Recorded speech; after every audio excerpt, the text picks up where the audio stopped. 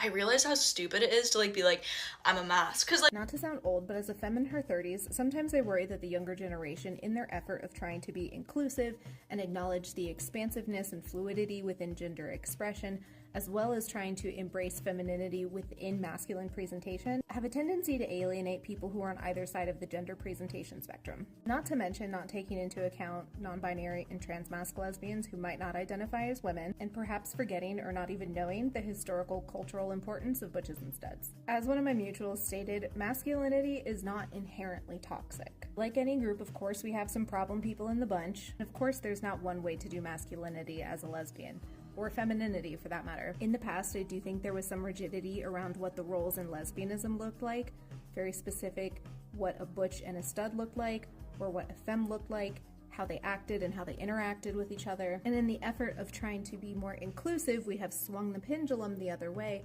but I fear we've gone a little too far when we start calling out people who are on those spectrum ends toxic just because they're not closer to the middle. I also would greatly caution people in using heteronormative definitions of masculinity and femininity to describe the lesbian world. Just because we're women and non-men doesn't mean the only way to show femininity is through girly popness. There's a lot of aspects of femininity that come across in heteronormative society as masculine, and we don't want to get into that mess. If something genuinely toxic is happening, by all means call it out, but I think we do need to be very careful about throwing that word around within our own community, especially when it relates to how people present. What might feel good for you might not feel good for somebody else, and I think we know that, but we do really need to be careful, especially when we have 500,000 followers, because as you said, that might be taken as law of the land.